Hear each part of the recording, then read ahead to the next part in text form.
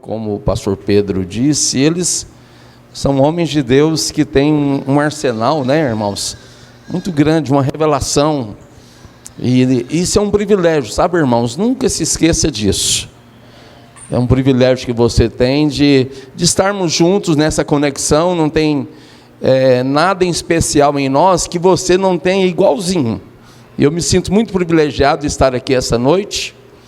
Eu sei que se você está aqui é porque você é daqueles que segue o mover de Deus, está aqui por uma fome genuína, por um propósito.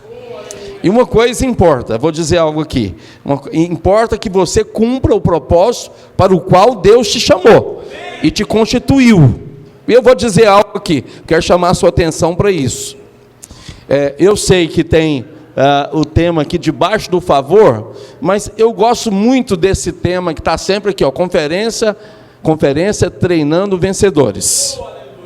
Agora, isso aqui não é brincadeira, sabe, irmãos? Não é apenas um clichê ou um slogan bonito, porque para formar vencedores, vou dizer algo para você pode pensar que isso é um contratermo, né? Não pode acontecer, mas isso dá uma dificuldade muito grande para Deus, porque Deus tem que tratar o seu coração, Deus tem que tratar você, e não vai ser com facilidade que vai acontecer, porque Deus visa, agora voltando para famílias debaixo do favor, que nós estamos vivendo gerações, uma das gerações de filhos, de jovens com maior índice, irmãos, com maior número de problemas na área da depressão, do pânico, da angústia, da insegurança de filhos com os pais, da incerteza dos pais com os filhos.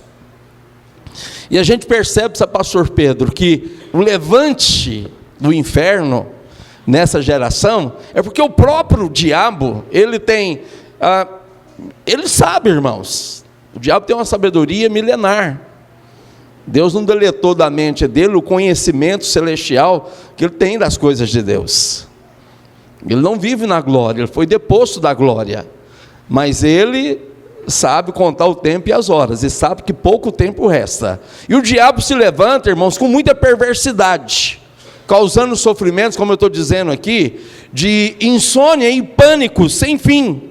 Nós estamos vivendo a geração com o maior índice de suicídio da história. É uma geração que caminha para a morte, e o diabo, com elementos da morte, ele tem atacado. Uma geração de famílias divididas, que o diabo quer constituir um arsenal de destruição no meio das famílias. E a família, antes de ser um parque de diversão, ela é um campo de guerras. O ataque que a família sofreu lá no Éden era apenas o esboço de como seria a história das famílias. Não que o casamento, a família seja ruim, pelo contrário, o casamento é uma grande bênção. A família é uma fonte de poder que Deus quer usar para resgatar. Pastor, é essa geração inteira? Eu não vou dizer isso. Às vezes nós gostamos de ter uma palavra que às vezes ela é até ufanista, mas você não tem responsabilidade de ganhar ou influenciar o Brasil inteiro, mas você tem a responsabilidade de influenciar os metros quadrados que te cercam, no seu trabalho, na sua família, por onde você anda. Há uma responsabilidade sobre a sua vida. Para isso, Deus está investindo unção que pode fazer diferença. Toda pessoa sem Deus, pobre ou rica, é uma pessoa destruída. Toda pessoa que está afastada de Deus, não tem como, irmãos, não tem meio termo, não existe terra devoluta no mundo espiritual. Se a pessoa não está apegada a Deus, ela vive uma condição de sofrimento profundo. E por que você está aqui participando dessa conferência de vencedores? É para que você saia daqui cheio de compromisso. Você saia daquela porta para fora dizendo para Deus: Deus, no que eu for útil, eu quero ser.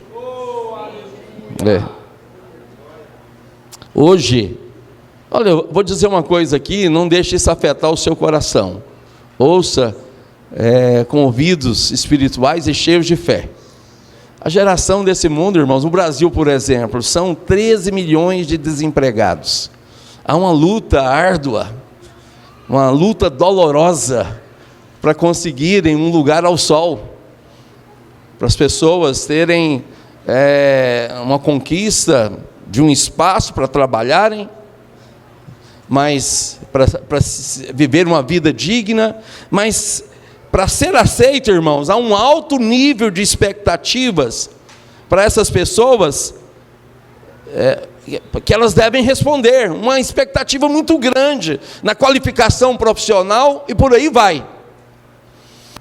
Mas eu quero dizer algo para você, e tantas pessoas falhando, a base do fracasso e da falha é uma culpa que o diabo tem pesado sobre essas pessoas. E as pessoas têm, por que elas vivem em pânico, decepcionadas, frustradas? Por que há uma insatisfação sem fim? Uma luta ansiosa para alcançar senso de significância no meio de um mundo, vamos dizer assim, tão competitivo. Quero dizer algo para você, você não pertence a esse mundo, ok? Você tem que aprender a confiar no Senhor, porque é Ele que te dará qualificação. Faça o que tiver que fazer, mas não faça com ansiedade. Faça na confiança que o Senhor é contigo. Amém? O Senhor é com você. Diga para a pessoa que está do seu lado com muita fé, como profeta, mas se o Senhor é com você.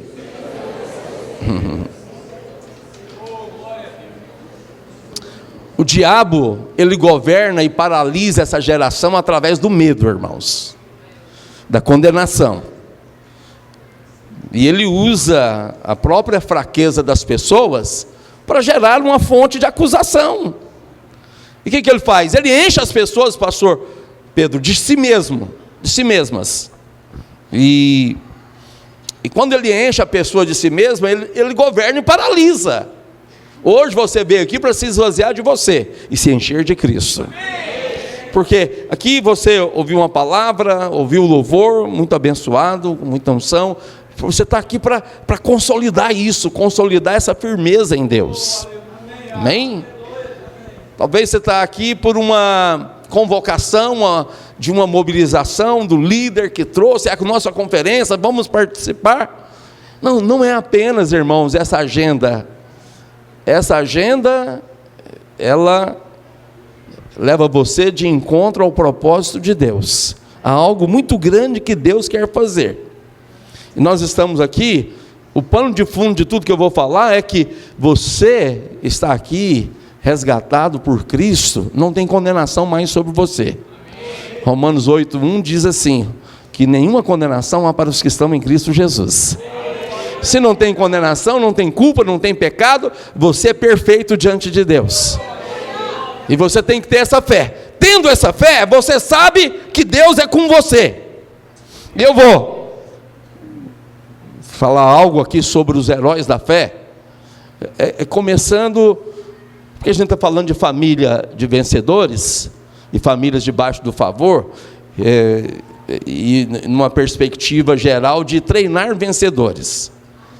Olha, irmãos, todo vencedor ele se torna um herói da fé. Você olha os heróis da fé que estão registrados especificamente em Hebreus capítulo 11, você olha para eles com admiração muito grande. Parece que eles são gigantes, distantes da nossa qualidade que nós reputamos por pequena e abaixo da média. Mas é assim mesmo, todos que Deus chamou eram completamente fora e abaixo da média. Se de alguma maneira você tem se sentido abaixo da média, então é você mesmo. É o tipo de pessoas que Deus gosta de escolher para transformar ele em um grande herói da fé. Para quê, pastor, que Deus faz isso? Para que a glória seja de Deus e não seja nossa. Como eu tenho convicção, irmãos, que qualquer coisa que eu tenho aqui não é de mim, mas é do Senhor. Há muito tempo que eu já parei de ter expectativa em mim mesmo. Mas eu aprendi que a minha expectativa deve ser no Senhor, que eu devo todo dia declarar e viver a verdade, aquela verdade que diz, tudo posso naquele que me fortalece. Amém? Mas o diabo sempre quer te enganar e te colocar como a bola da vez para que você se sinta ou tenha ou conquiste alguma competência no mercado de trabalho, nos ambientes que você vive, onde você pode ou não ter significância, ter importância ou não.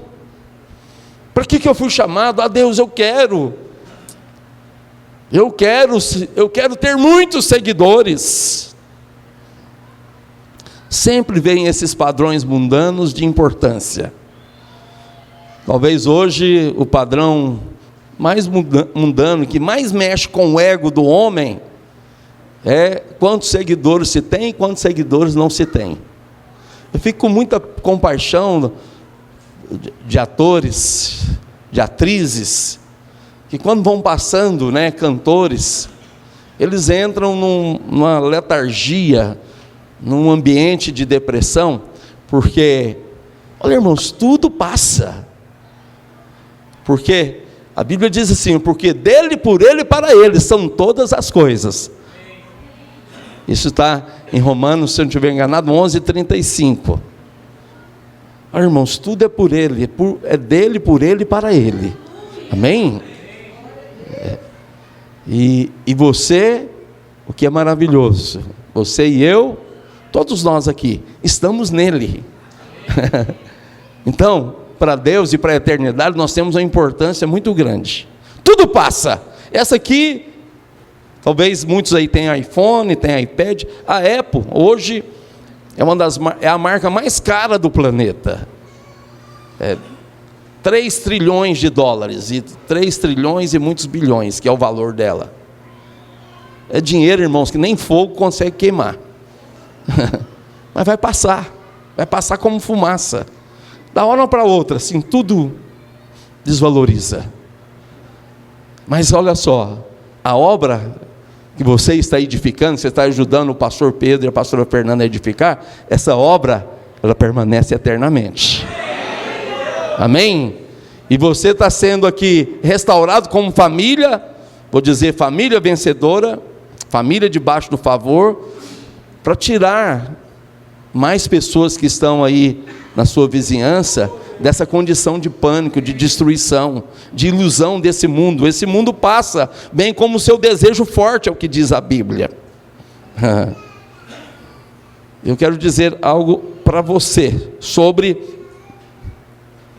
os heróis da fé. Você sabe, irmãos, eu falei aqui que Deus, ele está num processo de formação de mais e mais heróis da fé. E eu quero ler a palavra de Deus com você em Hebreus. Abra sua Bíblia, por favor. Hebreus capítulo 11. Deixa eu ir direto ao ponto, que eu quero dizer em tudo aqui, que Deus está formando você como um herói da fé, para que você, como esse grande herói, seja uma influência abençoadora na vida de muitas pessoas, que Deus vai colocar do seu lado. Às vezes você gosta de viver a sua vida na sua reclusão, na sua discrição, de maneira discreta, de maneira, eu quero ficar na minha, deixa eu viver a minha fé aqui. Não, mas olha só, tem uma notícia para você, não tem como viver de maneira reclusa, de maneira isolada. Se você é de Cristo, você foi chamado para brilhar. Você foi chamado, olha aqui, essa luz está aqui para brilhar, todo mundo vê, e nós somos a luz do mundo. Então não tem como você sair para o trabalho se não brilhar. E Jesus falou, olha, que a vossa luz brilhe diante dos homens. E como que isso vai ser constituído, esse brilho, que vai influenciar e abençoar pessoas? Olha, uma coisa que você tem que colocar diante de Deus é o seguinte: Senhor, quantas pessoas que eu vou influenciar do dia 17 de agosto até o dia 31 de dezembro de 2019? Quantas pessoas o Senhor escolheu para passarem do meu lado com influência boa? Porque ninguém deverá passar do seu lado por acaso, sempre vai passar do seu lado com um propósito, e Deus está fortalecendo você. E a gente olha aqui, aí eu leio com você,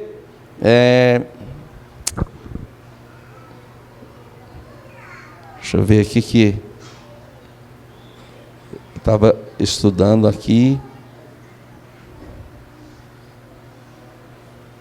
Olha o que a Bíblia diz aqui. Hebreus,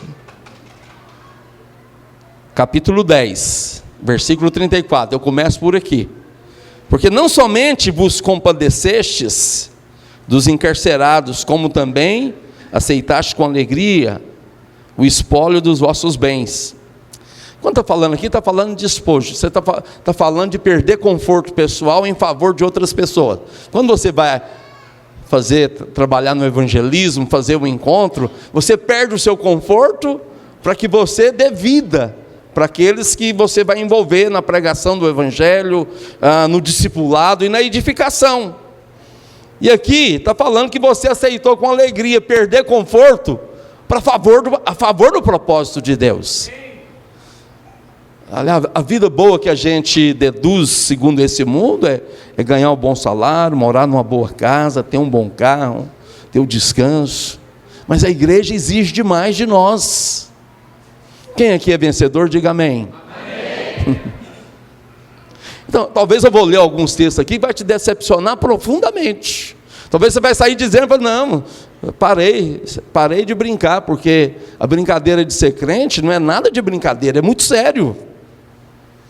Porque não tem proposta de conforto, irmãos, por hora. Não tem proposta de conforto. Tem uma grande alegria, que é uma gratificação sobrenatural, quando você faz a obra de Deus. Amém. Mas aqui diz o seguinte,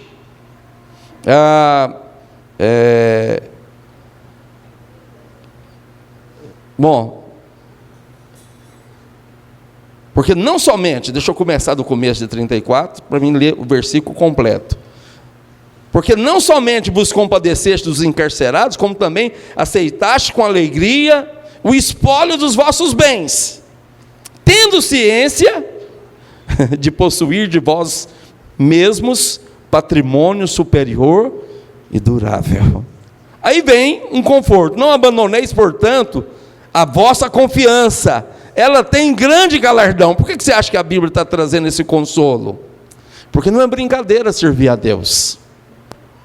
Não é brincadeira abrir mão de estar num sábado em casa para participar de uma conferência pegada e abençoada como essa. Amém? Você foi escolhido por Deus para cumprir um propósito. E a unção de Deus te capacita, porque é algo sobrenatural. Com efeito, tendes necessidade de perseverança, para que, havendo feito a vontade de Deus, alcanceis a promessa. Se não perseverar, não alcança a promessa. E o que é perseverança? Perseverança é uma palavra moderna muito usada, resiliência. É suportar com dor, com desconforto, o serviço. É estar num lugar que não é totalmente confortável, mas tem que resistir ali. É ficar na fila esperando. Porque ainda dentro de pouco tempo, aquele que vem, virá e não tardará. Mas tem necessidade de perseverança. Se não tiver perseverança, você não cumpre a vontade de Deus. Irmãos, eu fui escolhido por Deus, e hoje, olhando para trás, eu sei avaliar a alternância que eu vivi entre ter certeza que eu estava dentro do propósito de Deus, mas e ser movido por aquele desconforto que me levava, não, eu não fui escolhido por Deus não. Depois, não, eu sou pastor, meu Deus. Isso começou, vou dizer para você não acredita, mas eu tinha 3 anos de idade, eu tenho uma memória remota muito boa. Morava numa fazenda aqui no interior de Itaberaí, e o evangelho chegou na minha casa. Meu pai e minha mãe moravam numa comunidade de italianos. Meu pai é filho de italiano. Meu avô se chamava Giacomo Rigonato. E era uma família muito católica. E um dia alguém se dispôs a ir lá e bater na porta da família daqueles que eles chamavam meu pai de Jaime Italiano. Bater na porta lá, pregar o evangelho. Aí uns 3 irmãos, juntamente com meu pai, eles converteram. E aí, irmãos, toda quarta-feira eu me lembro que eles chegavam de ônibus, onde passava a rodovia, que era terra, chamava de linha, a linha do ônibus. Aí o ônibus descia aquele tanto de crente. E a gente estava assim, uma distância visível, porque a gente morava na base de um morro. Eu sei que a inclinação da terra ali, dava para ver aquele tanto de crente que estava vindo para fazer um culto na quarta-feira lá na casa do meu pai. Mas sabe qual que era o meu pânico? Ter que dar paz do Senhor para aquele povo. E eu fugia. Sabe, isso não é coisa do demônio, irmão, você ter medo da paz do Senhor.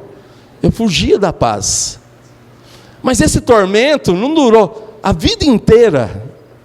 Eu vivi, é claro que eu fui amadurecendo, fui percebendo a vontade de Deus, e eu tive uma experiência com Deus aos 12 anos. Tive uma experiência viva com o Senhor.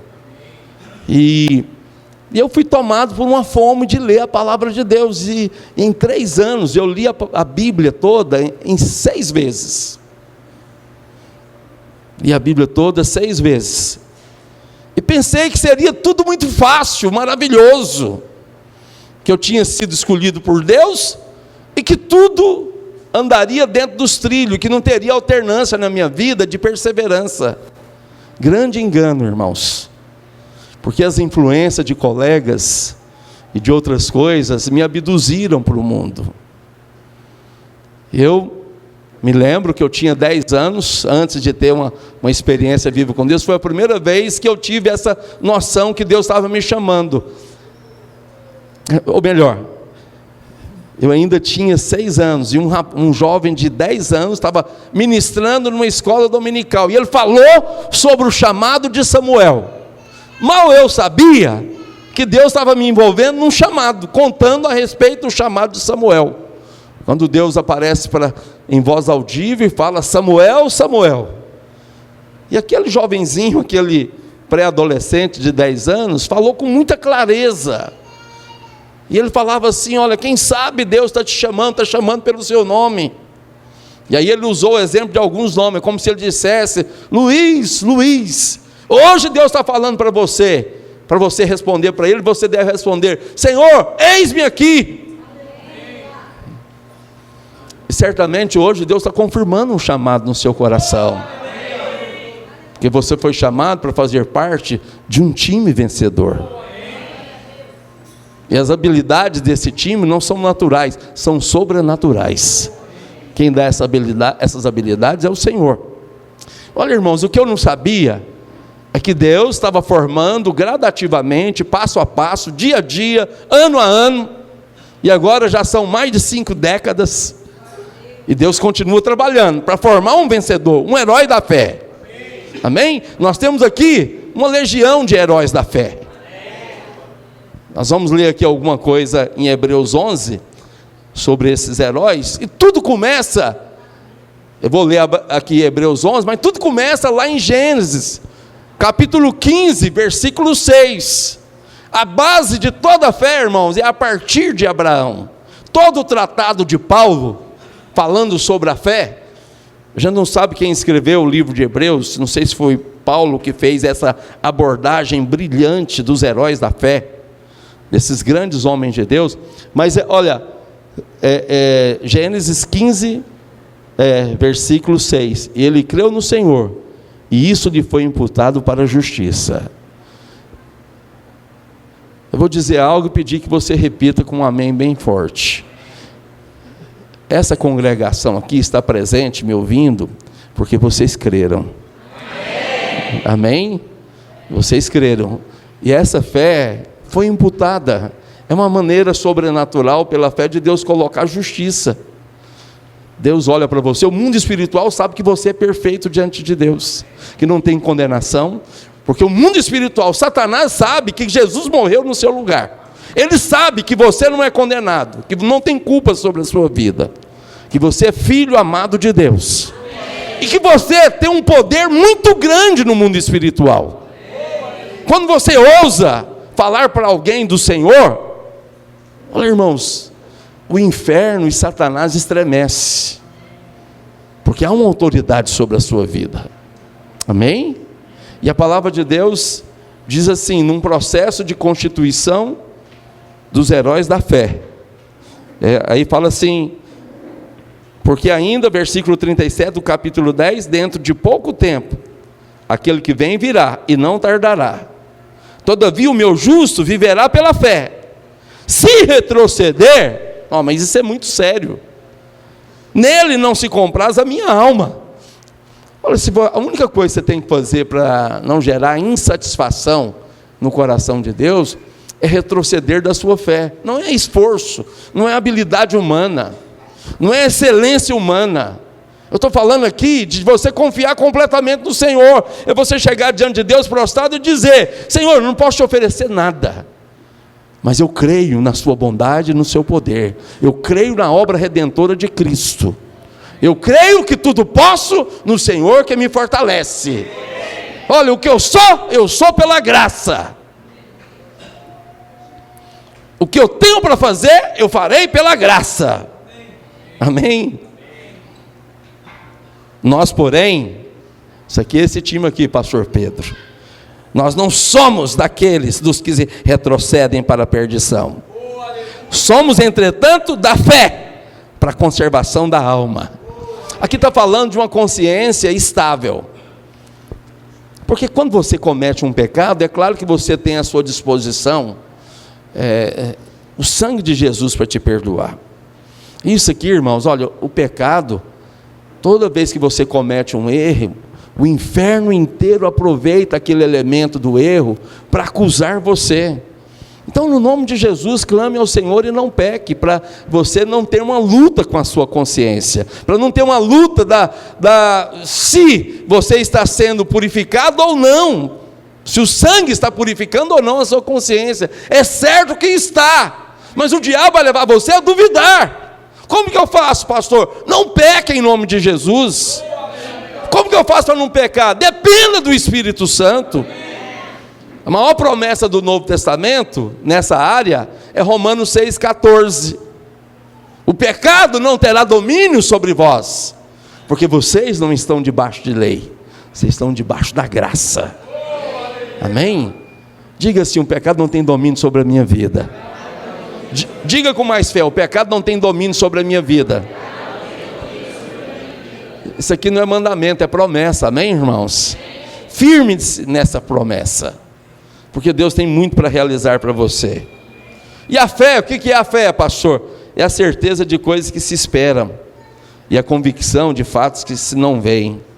Pois pela fé, os antigos, não é por habilidade, não é porque eles eram piedosos no nível hard. Esses heróis da fé aqui, os camaradas, eles destilavam divindade dos poros. Não. Nada é mérito deles, era pela fé. Era pela fé.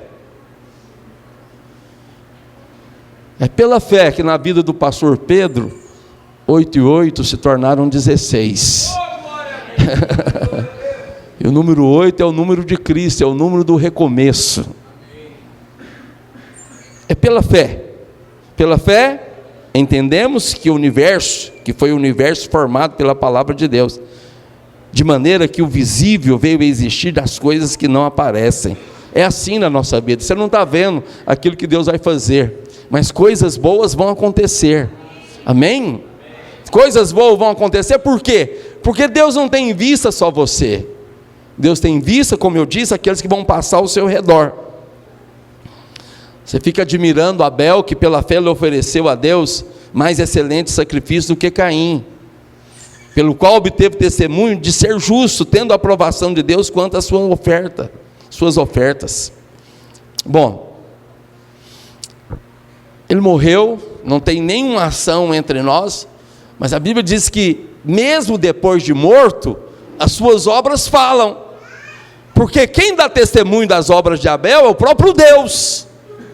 Eu quero dizer algo aqui para você: a seu favor e a meu favor, Deus trabalha. Não deixe o diabo te desanimar, porque você sai daqui, vai para a sua casa e Deus fala através de você. Você sai daqui exalando a presença de Deus. Amanhã, ou na segunda-feira, você vai para o trabalho, e a presença de Deus te acompanha. E a Bíblia diz que as suas obras falam, porque elas são sustentadas por Deus, através de uma conexão de algo muito pequeno que é exigido de você: fé. É o menor sentimento. Ah, pastor, minha fé é deficiente. Mas eu tenho uma boa notícia para você: a graça de Deus supre essa deficiência de fé, de maneira que você, e em você, sobre você e a sua vida, é imputado justiça. E as suas obras, mesmo que você não abra a boca, as suas obras falam diante dos homens. Porque Deus precisa dar testemunho da bondade dele, e os anjos não virão para esse testemunho. Você é o testemunho vivo de Deus. Você foi chamado para salgar. Agora, tem muita coisa que eu poderia ler aqui. O capítulo é muito grande, e o próprio apóstolo que escreveu, ele fala assim: olha, visto que nós estamos rodeados, versículo 1 do capítulo 12, olha, nós temos a rodear-nos uma tão grande nuvem de testemunhas. São as testemunhas do capítulo 11, são esses heróis, que é uma legião deles aqui. Aí a gente vê Abraão, Abraão, Isaac, Jacó, Esaú, porque eles são aqui, o próprio Esaú. Olha, tanto que a graça é grande, pastor Pedro.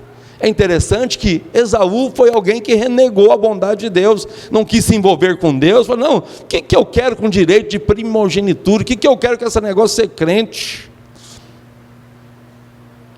Ele negou os benefícios da bênção de Deus, porque ele achou que não tinha nada a ver. Olha, o diabo, ele sempre vem para diluir a sua fé e demolir ela. Vai chegar um momento que nada faz sentido. Cuidado. Por isso que eu li no capítulo 10 que você tem que perseverar. Porque o diabo vem todo dia para massacrar. Há uma luta, há uma guerra. A guerra espiritual não é de fantasmas aparecendo para você, demônios armados, horríveis aparecendo, não. A guerra acontece no nível da mente. O diabo vem para destruir a sua fé. É necessário que você persevere, que você prevaleça em Deus. Porque, irmãos, Deus está formando heróis. Heróis que são heróis da fé.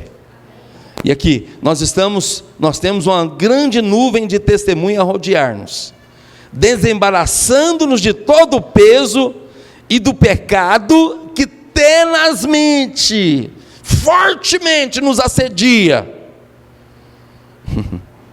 Corramos com perseverança. Novamente, a palavra perseverança. Fala assim: perseverança. Fala alto: perseverança. E persistência. Esse é um grande segredo do crente vencedor. Mas é claro, irmãos, que para ser crente vencedor, isso vai implicar em muito desconforto. Nós compartilhamos os sofrimentos de Cristo. A maneira de nós nos identificarmos com Cristo é através do desconforto de perseverar na fé e correr com perseverança a carreira que nos está proposta. Qual que é o segredo? O segredo está aqui, bem diante de nós. Hebreus capítulo 12, versículo 2. Olhando firmemente. Fala assim: foco. Você tem que olhar para Jesus. Amém? Diante de qualquer coisa, de qualquer angústia, de qualquer incerteza, olha para Jesus. Olha para Jesus, clama por Ele. E diga para Ele: se a fé é fraca, seja honesto: Senhor, estou fraquejando na fé, eu não consigo perceber o Teu propósito, eu não consigo perceber o sentido da minha experiência espiritual, da minha experiência, da minha fé de ser crente. E a palavra de Deus diz algo aqui sobre o conforto da alegria. Nós temos que olhar para Ele, o autor e consumador da fé, o qual, esse Jesus, em troca da alegria que estava proposta, Ele suportou a cruz, não fazendo caso da ignomínia, que é a vergonha, mas hoje ele está assentado à destra do trono de Deus. Amém? Eu vou dizer algo para você. A cruz é a vontade de Deus. E é claro que a vontade de Deus, ela sempre vai ter a nossa vontade concorrendo contra ela. Eu nunca me esqueço de alguém que queria separar da esposa, e aí ele perguntou para o pastor: mas eu não posso separar da minha esposa? Eu não posso ter a esperança e o direito de me casar com outra? E aí, antes que o pastor desse a resposta, ele colocou uma questão: e onde fica a minha alegria? Eu me lembro que o pastor respondeu: a sua alegria não tem garantia para ela, antes de você exercer fé. É claro, irmãos, que quando nós correspondemos com a vontade de Deus, há uma alegria imensa transbordando na nossa vida. Servir a Deus é maravilhoso. Mas antes, aqui eu estou falando porque a vontade de Deus é boa, perfeita e agradável. Mas não é de cara, no primeiro momento, agradável. Ela vai sempre ser muito agradável. Mas no primeiro momento, pelo contrário, ela é desconfortável. Porque ninguém vai servir a Deus sem carregar a cruz. Porque quando você carrega a cruz, é assim. Quer ver? Coloca para mim Lucas 14, 26. Aqui está falando de suportar a cruz, mas olha o que está escrito em Lucas 14, 26. Se alguém vem a mim, olha só, aqui está falando de desencontros da fé, de desacertos com parentes, com amigos, porque os jovens que estão aqui não tem espaço para você na intimidade de amizades com pessoas do mundo, e aí você tem que aborrecer. Mas muitos aqui, que os pais não são convertidos, que os parentes não são convertidos, acontece isso.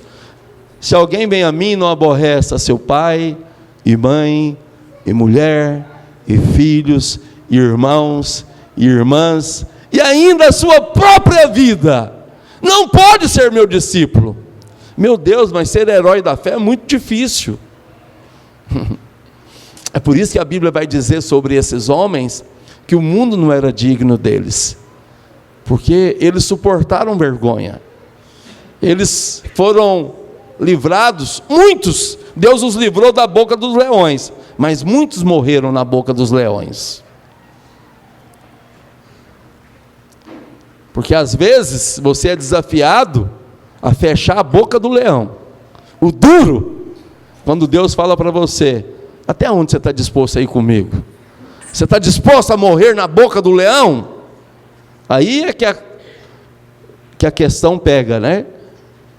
E qualquer que não tomar a sua cruz e vier após mim, não pode ser meu discípulo. Meu Deus, o Senhor é categórico. Mas diga assim: a graça do Senhor é sobre a minha vida. Eu fui chamado por Deus para ser pastor, irmãos, mas fugi disso literalmente, como diz o adágio, o ditado, igual o diabo corre da cruz. Eu não queria ser pastor. Deus é testemunha que eu não queria. Só que Deus me cercou. Você, assim, nem todos são chamados para ser pastor, mas você foi chamado para um propósito. Quem aqui nasceu de novo, diga amém. Você está envolvido num propósito, e Deus, nesse propósito, Ele te cercou, e aí você tem uma estrutura de pensamento, você tem uma estrutura de fé, você não consegue perceber como Deus está fazendo, aonde vai parar essa história, e você tem que crer, e às vezes o que te traz dificuldade é o ambiente no qual você nasceu, e isso tende a te bloquear, Porque você tende a relacionar, se você vai ser útil para Deus, você tende a relacionar com a sua competência financeira, o que você ganha, onde você mora, a sua formação acadêmica, e por aí vai. E você não consegue perceber oportunidade se abrindo para você. Porque você sente que chegou, vamos dizer assim, ao topo das suas oportunidades. E agora, o que vai acontecer? Não, eu estou aqui para dizer, para repetir algo, pastor Pedro. Esse é exatamente o seu ponto de partida. Quando você chegar ao seu fim, aí Deus começa a história dele em você. Talvez você está pensando que é o fim, mas Deus está falando, não é apenas o começo do muito que eu tenho para realizar na sua vida. Às vezes você olha ao seu redor e você vê pessoas que você ama caminhando para uma condição de destruição, de fracasso, de desconfortos, de inconsistências, seja pessoais, familiares, afetivas, e isso traz muito sofrimento. E os heróis da fé, irmãos, Deus levantou esses heróis da fé em ambientes de destruição, em ambientes de pobreza, em ambientes de muita limitação. Deus forma família de vencedores debaixo do favor, em ambientes do nada. Você pode olhar os homens de Deus, eles têm uma história de muita limitação. Os maiores que você consegue imaginar. Hoje você vê só o glamour da glória que eles alcançaram. Não, mas eles alcançaram glória no mesmo caminho que você está percorrendo. Você está pensando que Davi é muito maior do que nós. Não, Davi não é maior do que nós. Davi apenas ousou crer. Ele teve a visão da igreja há 1000 anos antes de Cristo. Teve uma visão da casa de Deus. Você pode ler lá no Salmo 132, coloca para nós. Eu vou pegar algum exemplo aqui e acolá, mas eu quero nos identificar. O meu propósito é identificar você com esses homens de Deus, porque olhando para eles hoje, eles são famosos. Eles estão aí, desde que a Bíblia começou a ser escrita, há 3.500 anos atrás, eles são a grande vitrine, os grandes ícones da fé. Mas não eram. Mas a Bíblia vai dizer, lá no final de Hebreus 11, que a obra que eles começaram e as promessas feitas a eles, não se completaram e não se completará sem nós, sem que coisas que Deus quer fazer, primeiro se realizem em nós. Nós estamos aqui ajudando a completar o propósito que esses heróis da fé nasceram para cumprir. E hoje a história é conosco. Hoje são 17 de agosto de 2019. E você está aqui me olhando e me ouvindo com essa cara de santo desentendido. Mas o Espírito Santo está trabalhando dentro de você. Eu sei que você já orou, Senhor, eu quero tratar contigo, trata comigo. Você não sabe o que você está pedindo. Mas mesmo que você não peça, Deus vai fazer isso. Porque a boa obra que Ele começou, Ele vai completar até o dia de Cristo. Não tem escapatória para nós. Não foi você que escolheu estar aqui, foi Deus que te escolheu e te trouxe. Amém? Olha aí o que diz: lembra-te, Senhor, a favor de Davi, de todas as suas provações, de como jurou o Senhor e fez votos ao poderoso de Jacó. Interessante que aqui ele começa a falar, pastor Pedro, e aqui eu quero dar um segredo para você. Por que Davi foi tão abençoado? Porque o coração dele, a prioridade do coração dele era a obra de Deus, pessoal. Se você priorizar a obra de Deus, o Senhor vai glorificar a sua vida, com muitas bênçãos. Ah, pastor, Deus me glorifica? Não, você não está vendo tanto que Deus glorificou esses heróis? Mas por que Deus os glorificou? Porque pela fé, eles renunciaram a si mesmos. Como eu li sobre Jesus, que Jesus falou em Lucas 14, 26. Aborreceram a si mesmo, a própria vida. Aborrecer a vida é o seguinte: olha, eu não queria estar aqui, eu não queria ir para o evangelismo, eu não queria ir para o encontro, mas eu quero fazer a vontade de Deus, porque eu tenho compaixão por aqueles que perecem, porque uma vida vale mais do que o mundo inteiro. E se a sua existência ela confirmar a salvação de mais uma pessoa, a sua existência já valeu demais. Amém? Mas Deus te chamou para salvar muito mais pessoas. Amém? E Davi, ele clama, olha, de como, pode pôr o próximo versículo: não entrarei na tenda em que moro, nem subirei ao leito em que repouso, e não darei sono aos meus olhos, nem repouso as minhas pálpebras, até quando? Até que eu encontre lugar para o Senhor, morada para o poderoso de Jacó. Essa é a visão profética que Davi teve da casa do Senhor. O que você está fazendo aqui? Ajudando a edificar casa para Deus morar. Onde que Deus mora? Não é nesse prédio, não é no prédio que vocês estão construindo e vão construir. Não, Ele mora dentro de vocês. E Deus, irmãos, o propósito eterno de Deus é ter uma casa para morar. E essa casa que Ele tem para morar, porque desde a criação, isso é um projeto que foi arquitetado na eternidade passada. Ele sonhou ter muitos filhos semelhantes a Jesus, nos quais Ele habitasse eternamente. E a eternidade futura vai ser assim, é Deus habitando em nós e nós habitando nele. É claro que não dá para pôr isso num tubo de ensaio e explicar. Não tem como explicar, é pela fé. Mas na verdade, hoje, Deus habita em nós. Você tem que ter sempre a percepção da presença do Espírito Santo dentro de você. É um Deus que reside, é um Deus que mora em você. Amém? Eu estou hospedando 2 pastores, que são pastores supervisores. Um é pastor, ele é responsável pelo país de Moçambique, de Maputo, e outro é o pastor Luiz Alberto, que é pastor no Peru, em Cusco. E assim, hospedando eles, eu tenho a preocupação com a qualidade da minha hospitalidade. Tem essa preocupação. Até eu sair nós chegamos à tarde da imersão que está acontecendo, e eles foram dormir, eu não tive como combinar com eles, como que tem que dar jantar para eles. Eu falei assim, aí eu mandei uma mensagem para eles, falei assim, ó, assim que eu terminar aqui, eu vou por aí, vou sair com vocês para comer.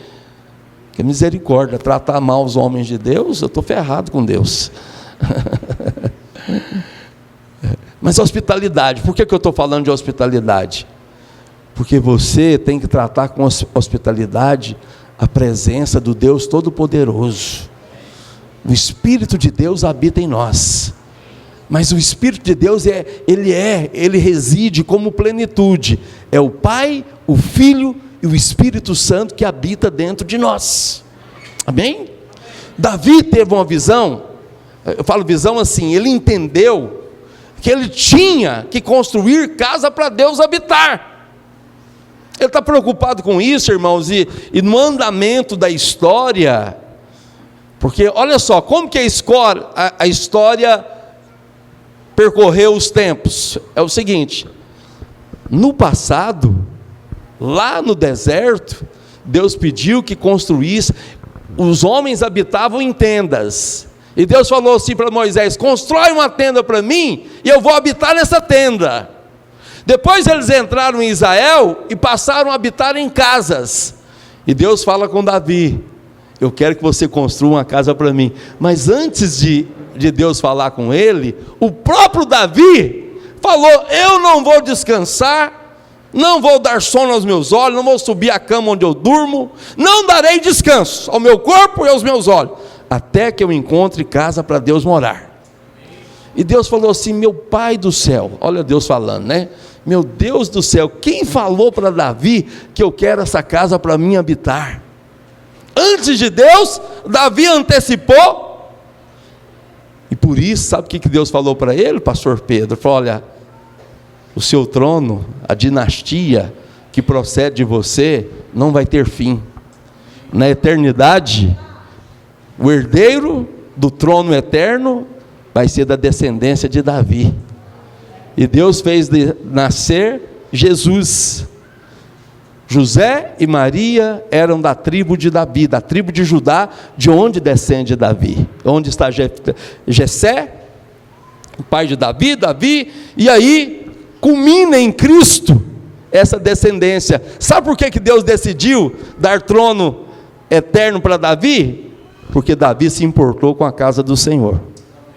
Se você se importa com essa igreja, se você entende que contribuir aqui é um privilégio, porque a única coisa que essa igreja faz é trabalhar para tirar pessoas da perdição, das drogas, da separação, do divórcio, da doença, de todas as mazelas desse mundo. Como eu falei no início, jovens e adolescentes vivem uma condição de pânico. Todo mundo quer um lugar ao sol, num país que atravessa um momento dificílimo da história, e que nós estamos orando para que as coisas mudem e melhorem.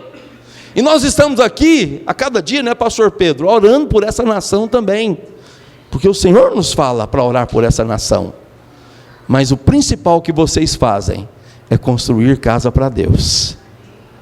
Como que eu posso construir uma casa para Deus melhor do que essa? É multiplicar esse número de pessoas aqui em 10, em 20. Se vocês são 100, são 200, orem para que vocês sejam 1000, sejam 5.000, 10.000 pessoas. Essa é a casa na qual Deus quer habitar. Como eu disse, pastor, mas nós temos responsabilidade por toda Goiânia? Não, mas eu repito, alguns metros quadrados ao seu redor, sim, é sua responsabilidade, é sua e minha responsabilidade. E deixa eu dizer algo para você aqui. Deus, Ele deseja e é o seu Deus. Deus deseja ser o Deus de Abraão, Ele deseja ser o Deus de Isaac e o Deus de Jacó. A galeria dos heróis da fé, irmãos, Deus coloca cada um desses heróis numa condição, Deus tira eles lá de uma condição de muita limitação, coloca dentro deles uma realidade que se você, por exemplo, Abraão, Deus falou, vou te fazer pai de nações, pai de multidões. E qual que é a condição de Abraão? Em primeiro lugar, ele era idólatra, ele fazia patuá para mandingas, ele vendia ídolos, irmãos, e vendia todos os artefatos para feitiçaria, para invocação de demônios, lá em Ur dos Caldeus. Mas no que nós somos melhores, né? Às vezes nós nos achamos melhores do que aqueles que estão na sarjeta, que estão nas drogas, nos vícios. Não, irmãos, nós só estamos aqui porque Deus nos trouxe. O nosso destino era a morte, era o fracasso, era a perdição, mas Deus escolheu a mim e a você, para como esses grandes homens, fazermos de nós heróis, para sermos testemunhas. As nossas obras falarão, mesmo estando em silêncio. E existe uma contradição enorme, que está no coração dos heróis da fé. Existe uma contradição com a nossa realidade, e que nós precisamos sanar essa contradição. Hebreus 11:34, depois de avaliar e estimular você a dar preferência para a obra de Deus, porque quando você prefere a obra e a construção da casa de Deus, Deus te abençoa. Mas Hebreus 11:34 fala assim, que os heróis da fé, eles extinguiram a violência do fogo. Ou seja, extinguir a violência do fogo é escapar, porque alguém tentou incendiá-los. Escaparam ao fio da espada. Da fraqueza, tiraram forças. Fizeram-se poderosos em guerra. Puseram em fuga exércitos de inimigos estrangeiros. Olha, Deus precisa ser o seu Deus. Amém? Deus quer ser o seu Deus, como Ele foi o Deus desses heróis. Porque Deus está constituindo, Deus está formando você como um herói da fé. As suas circunstâncias do dia a dia são parecidas com a desses homens, porque olhando para eles é uma história pronta, mas foram muitos anos, foram décadas e décadas, e a sua história, ela é formada por um sábado 17 de agosto, por um domingo 18, por uma segunda 19, por aí vai. Amém? Mas eu, como profeta de Deus, estou aqui para dizer que os melhores dias da sua vida estão pela sua frente. Se você se apegar a esse Deus e crer que Ele pode te levantar e extinguir força da fraqueza, e extrair força da fraqueza, onde você não pode, você tem que dizer: Deus pode. Deus quer te dar, pelas suas fraquezas, a oportunidade de você praticar a fé. Tem limites na sua vida? Eu sei que tem, porque na minha tem. Porque dos meus limites, eu faço deles a oportunidade para crer. A minha fraqueza, eu faço dela uma oportunidade para crer que Deus pode, que Deus é forte. Eu sou pobre, mas Deus é rico. Eu sou doente, mas Jesus carregou na cruz do Calvário com as minhas enfermidades. Qual é o seu ponto de necessidade? Qual é o seu ponto de aparente fracasso? Qual é o seu ponto? Qual é o momento e o ambiente do seu coração em que você se sente menos do que nada? Um zero à esquerda. O Senhor está falando: use disso como uma oportunidade que eu quero manifestar a minha glória. Porque olhando para Davi, você vê dele o maior herói da história, mas foi tirado lá do nada, irmãos. E mesmo depois que ele matou Golias, sabe o que começou a acontecer com Davi? Ele começou a ser perseguido pela inveja de Saul. E houve momentos da vida de Davi que ele pensou assim, olha, ele falou para Jonatas, que acreditava na unção e no propósito de Deus para Davi, o filho de Saul. Ele falou para Jonatas uma vez: olha, a qualquer momento eu vou morrer. Eu tenho sido perseguido pela guarda pessoal e os melhores soldados de Saul. Eles estão designados e há um grande prêmio pela minha cabeça. O que ele não sabia é que Deus o livraria e o confirmaria no trono. Mas não é assim. Ele foi ungido rei, foi ungido lá. Samuel teve que ungir em segredo, porque se Saul soubesse que Samuel estava ungindo a Davi, aquilo ali era traição, irmãos. Era traição da coroa. Como que o profeta pode ungir um rei se eu sou rei aqui?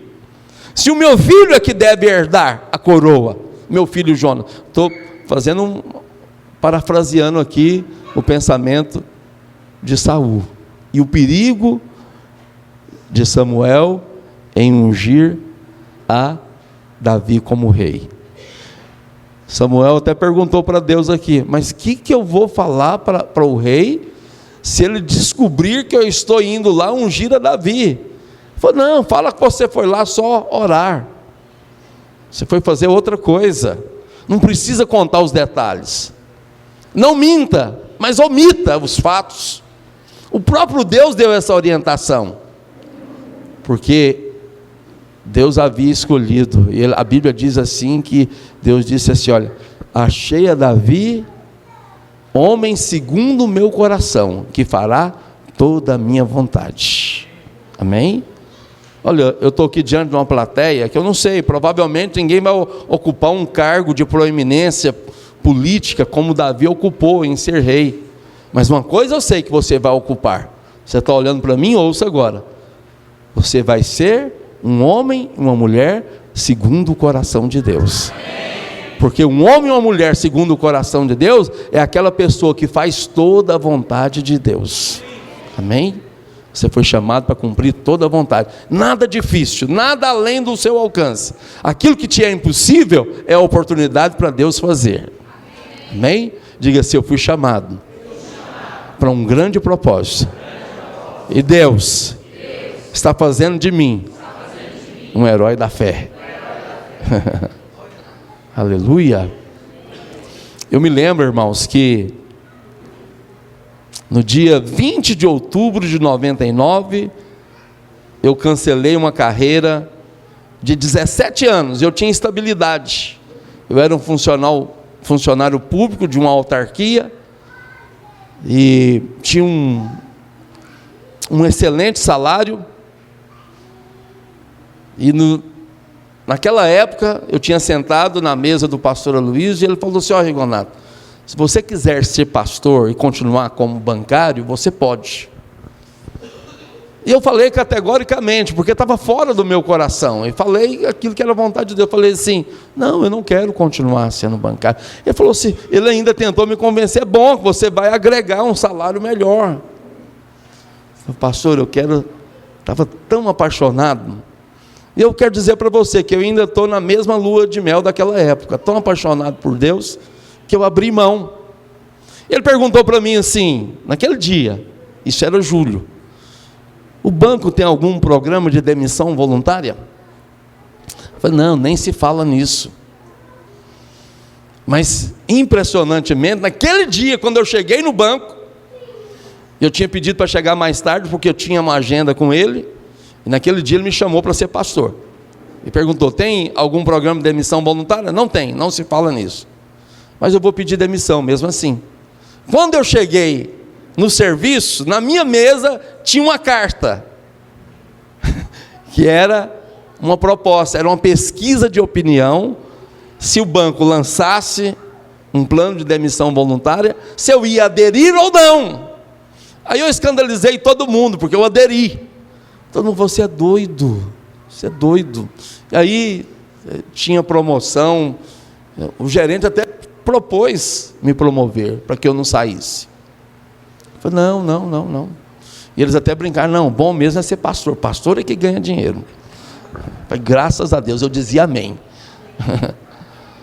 Mas, irmãos, isso era julho. Quando foi em dezembro daquele ano, que era 99, eu estava orando no quintal da casa do meu sogro, e eu me lembrei de uma agenda que tinha para mim. Pela primeira vez eu estaria à frente de um encontro com Deus, e era uma atividade totalmente atípica a tudo que eu tinha feito na vida.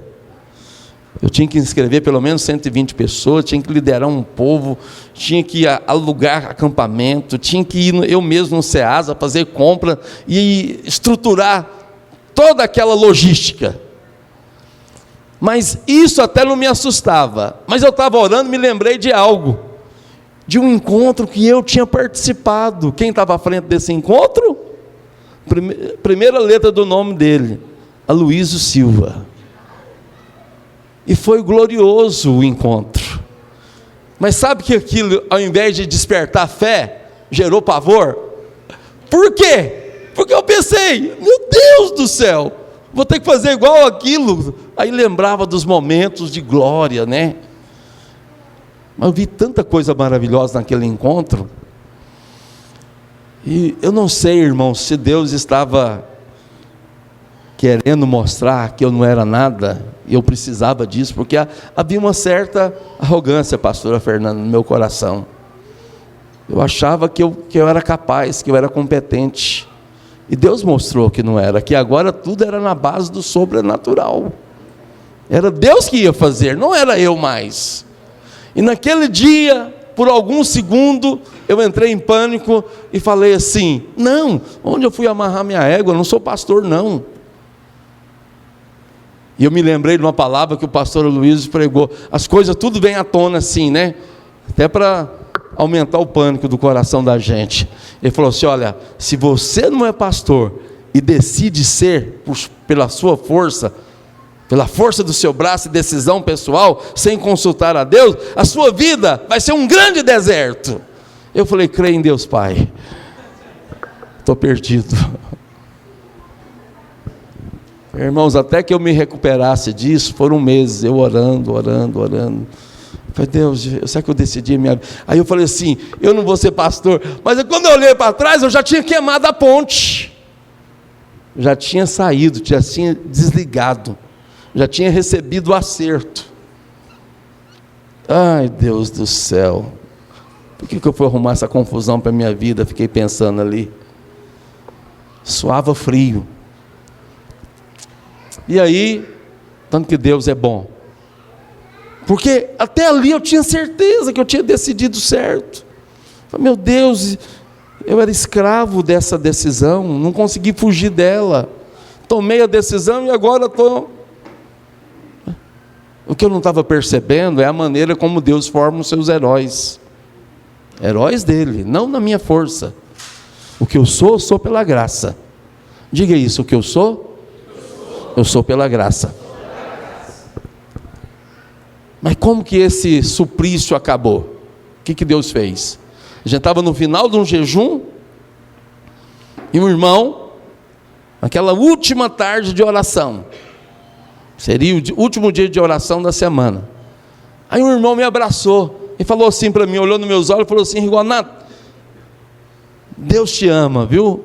Eu olhei para ele assim, com muita carência, falei: é mesmo? Por que você está falando isso?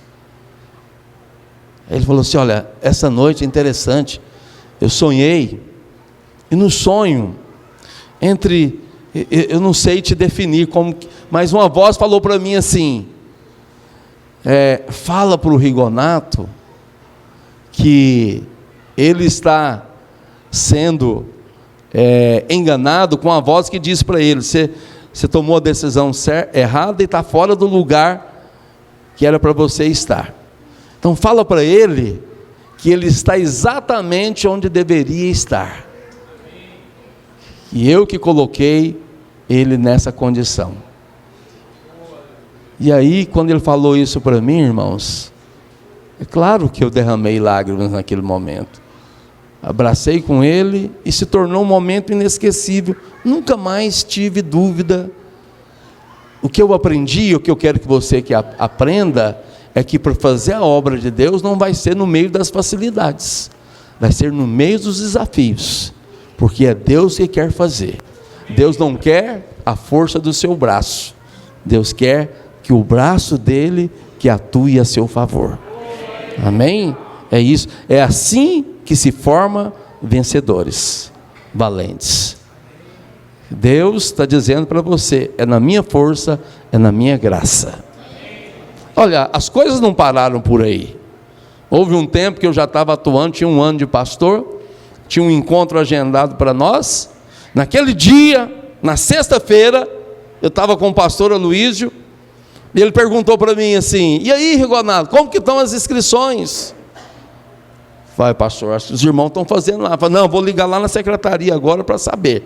Quando ele ligou, irmãos, tinha 6 inscrições. Deus me livre e guarde. Ele falou assim: Rigonato, faz alguma coisa. Eu falei: meu Deus do céu, eu pensei, o que eu posso fazer? Ele não falou mais nisso. Quando foi no domingo, estava num culto. Na época a gente não era tão grande como nós somos hoje, mas tinha umas 600 pessoas reunidas. E o pastor Luiz começou a pregar e falou: irmãos, aconteceu algo lamentável com a nossa igreja. Foi: meu Deus do céu. Eu estava sentado onde o Guilherme está sentado aqui e pensei assim, fiquei curioso para saber o que de lamentável tinha acontecido. Ele falou: pela primeira vez, a nossa igreja, nós como igreja, falou assim, deixamos de fazer um encontro. Porque naquela época acontecia um encontro por semana. E aquela semana era o encontro da minha rede. Porque era o seguinte, tinha que fazer pelo menos 30 inscrições. Se a rede não fizesse essas 30 inscrições, o encontro era cancelado. Mas eu é que inaugurei essa condição. Porque naquele final de semana, eu não fiz. E aí ele falou: o que custava, irmãos, essa rede sair pelas ruas? Será que não tem pessoas precisando de Deus nessa cidade? Será que não tem pessoas carentes, destruídas? Será que não tem famílias que precisam do consolo, do conforto e do poder de Deus para a salvação? Ele assim, em 1 minuto, irmão, me descascou e mostrou o que eu deveria ter feito, que eu não fiz. Meu Deus do céu. E mais uma vez, é essa alternância da crise, daquilo de você poder em si e poder em Deus. De você entender que é pela graça que você deve viver a fé, e não na sua força. Aconteceu que a partir dali, irmãos, às vezes eu encontrava um líder, um discipulador que pegava na minha mão e falava assim: pastor Rigonato, Aí eu olhava nos olhos dele, tinha esquecido aquele fato. Ele falou: se você não tem equipe, conte comigo, conte com a minha célula. Ficar sem fazer encontro, o senhor não precisa mais, pode contar comigo. E aquilo, irmãos, ao invés de eu ter como um consolo, eu morria de vergonha. E eu descobri que os outros pastores estavam me usando como exemplo. Eles estavam fechando o encontro às minhas custas. Porque ele falava para a rede dele: se vocês não fizerem o encontro, vai acontecer conosco o que aconteceu com o Rigonato. Todo mundo, Deus me livre. E aí eles fechavam o encontro. É duro ser modelo de vergonha. E aí, irmãos, eu fui buscar a Deus. E eu transferi aquela crise para a minha rede. Sabe o que aconteceu? No próximo agendamento da minha rede, eu não fiz o encontro, fiz 2, fechei 2. Cheguei no pastor Luiz e falei assim: pastor Luiz, é o seguinte, fechei 2 encontros. Falei: o que é, hein, Rigonato? Tem um pouquinho de brio. Outra vez, ele não julgou aquilo como glória nenhuma. Eu estava fazendo exatamente o que eu precisava de fazer, e tinha poder de Deus disponível para fazer. Quer dizer para você: dependa de Deus e recorra ao poder do Senhor. Amém? Que o Senhor vai te usar para ser uma bênção. Deus está formando em você um grande herói da fé, uma grande heroína da fé. Para quê? Extinguiram da violência a violência do fogo, escaparam ao fio da espada, da fraqueza tiraram força, fizeram-se poderosos em guerra, puseram exército de demônios em fuga. Próximo versículo, quero encerrar aqui. Mulheres receberam pela ressurreição os seus mortos, alguns foram torturados, não aceitando o seu resgate, para obterem superior ressurreição. Irmãos, coloca o último versículo de Hebreus 11, por favor. Olha, o último versículo é o 40. O 39. Ora, todos estes que obtiveram bom testemunho por sua fé, não obtiveram, contudo, a consumação, a concretização da promessa. Tem um processo que está percorrendo a história, irmãos. E nós estamos aqui hoje por uma escolha divina. Eu não estou aqui porque eu escolhi. Eu fui envolvido em circunstâncias que eu resisti por muito tempo. E eu sei que você tem resistido. Mas não resista ao Senhor, porque Ele tem coisas grandes para fazer através de você. Amém? Porque, olha, irmãos, por que eles não consumaram a concretização da promessa? Sabe por quê? Por haver Deus provido coisa superior a nosso respeito aqui nessa noite, de 17 de agosto de 2019, porque sem nós, aquilo que começou pelos heróis da antiguidade, não vai ser confirmado sem aquilo que Deus está fazendo através de nós. Diga assim: Deus me escolheu para confirmar o seu propósito, que iniciou-se com os antigos que responderam a Deus. Diga assim: eu estou aqui para responder ao Senhor e aperfeiçoar o propósito de Deus em nossos dias. Diga amém. Fique de pé em nome de Jesus. Oh, glória a Deus.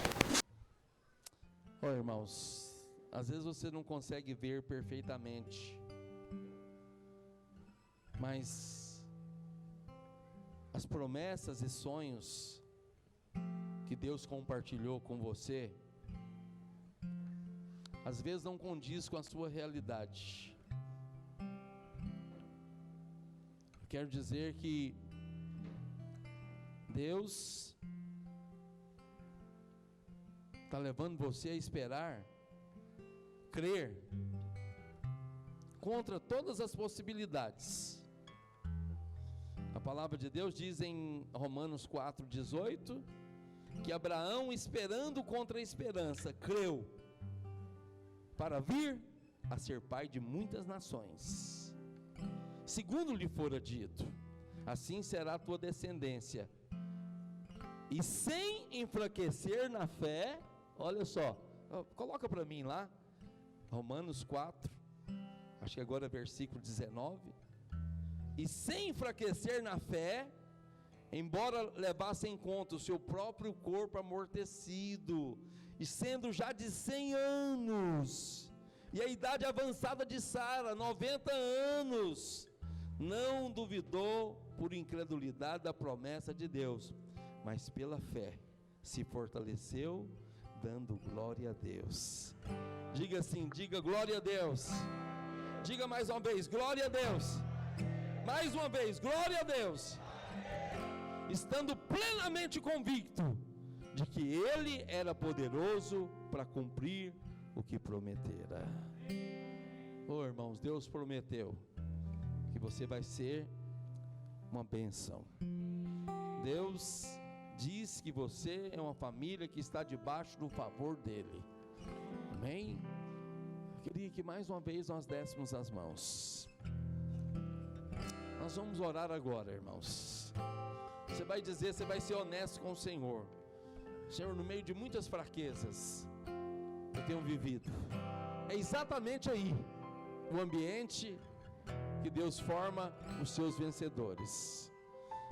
Você vai dizer o seguinte: Senhor, olha, eu tenho vivido uma contradição conforme as suas promessas, mas nas minhas fraquezas o Senhor vai levantar e extrair forças, e vai fazer que eu seja mais do que vencedor, porque eu sou mais do que vencedor por meio do Senhor que me amou.